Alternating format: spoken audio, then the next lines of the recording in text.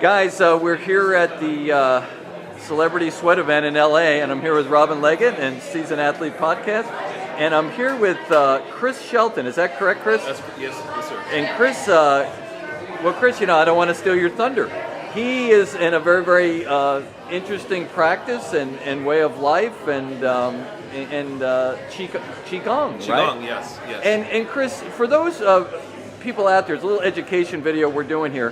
What is Qigong, and maybe just a quick summary of it? I know that's very tough. And then how you use it and what you're about. Okay, so Qigong is a 5,000-year-old practice. It's actually the foundation of acupuncture, Chinese medicine. It's also the foundation of Tai Chi. Most people have heard of Tai Chi, but they haven't heard of Qigong.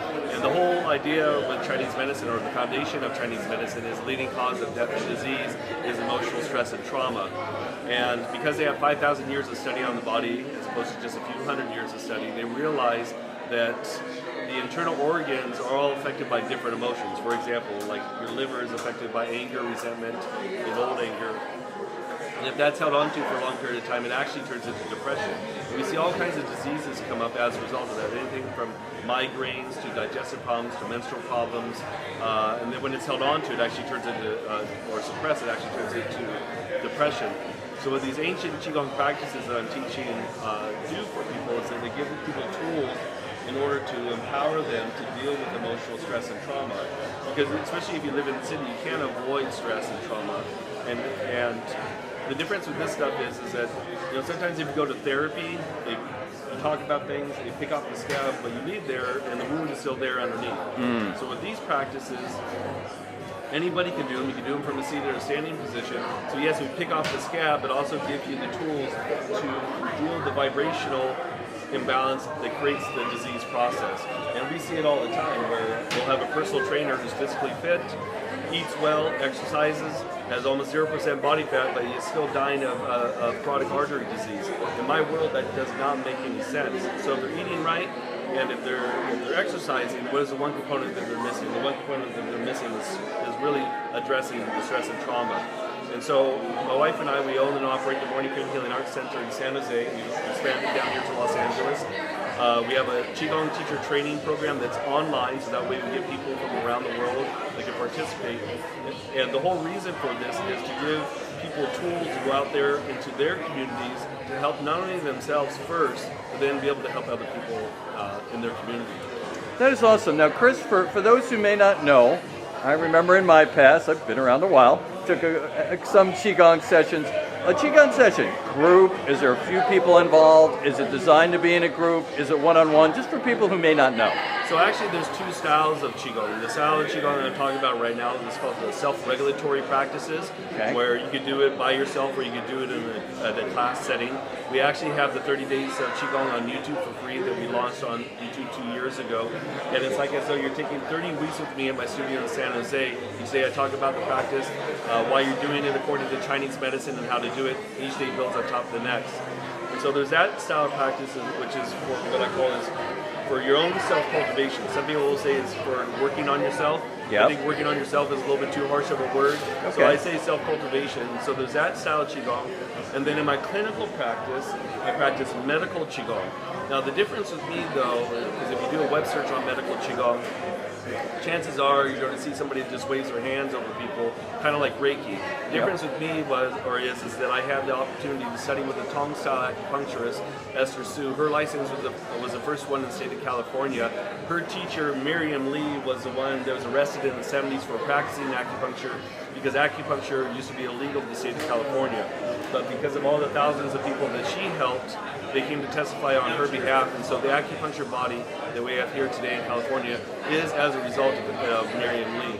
So the difference with their style of acupuncture, which most universities are not teaching nowadays, is that Master Tong said, why stick 100 needles into somebody, find the most powerful points in somebody's body, and utilize those points. Interesting. So I realized after studying her with her for about 2 years that I can do other techniques legally within my scope of practice, like cupping, moxibustion, gua sha, and then hit these points, and I can get the same, if not better, results, especially with chronic pain. If somebody comes into my clinical practice with any kind of chronic pain, and if they leave feeling better, it means we can fix the condition, which is over 97% of the clients that come in. But also we see inflammatory diseases as well too, like lupus and Lyme disease. And the common thread with like people that have lupus and Lyme disease is that they don't show anger. They don't identify with anger. So the body says, well, guess what? You don't want to show it? We're going to show you in the form of inflammation, and we're going to start to shut down the systems one by one.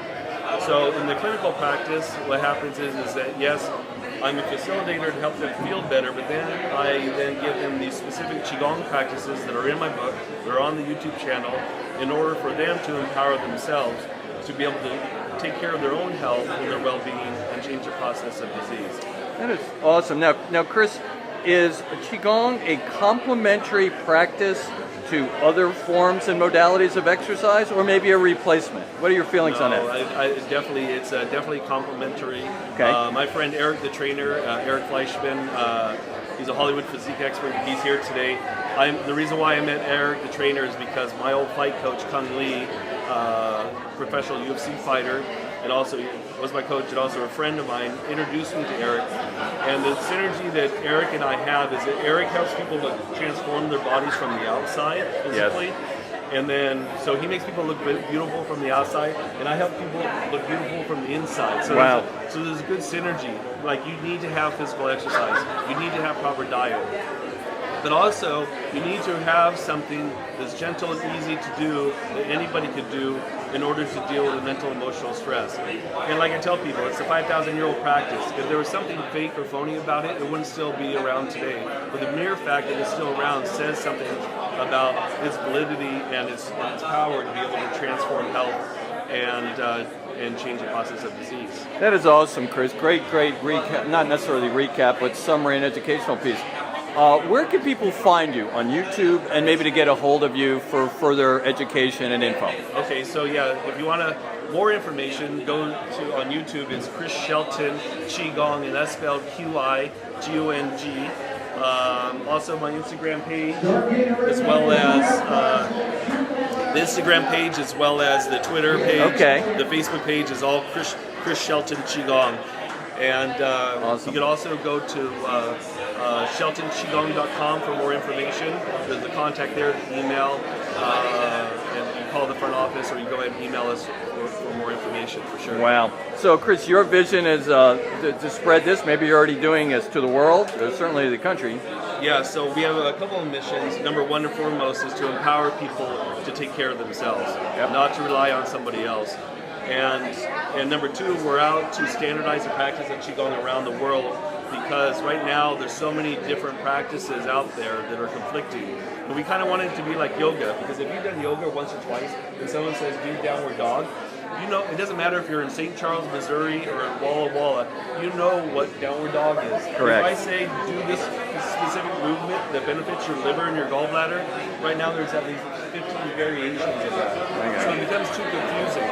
So we're out to really standardize the practice, and one of the ways that we're doing that also is that we're clinical directors for all of California for the Special Olympics for a new program called Healthy Athletes, Strong Minds. And what happened was in 2015, thanks to our friend Maria Shriver, I performed Qigong at the World Games in Los Angeles in 2015. Wow. And it was so exciting. And from there, what happened was that the Special Olympics said, okay, well, you have all these other healthy athlete programs like healthy feet, healthy eyes, healthy teeth, and stuff. We need to do something for their psychological and their emotional well-being.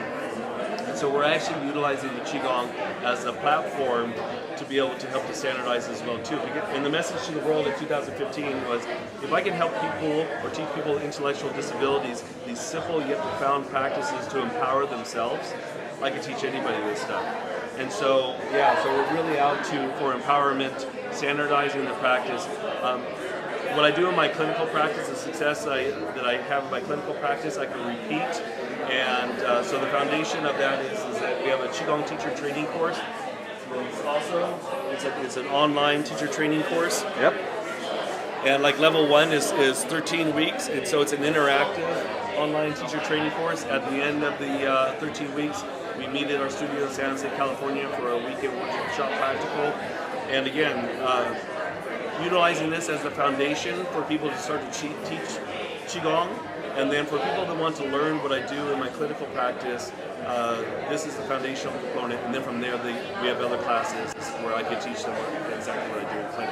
That is awesome, Chris. Thanks for your time. Very, Yes, very for sure. educational, great information, and very, very, very inspiring. Thanks so much for dedicating the time with us. Yeah, thank you for having us.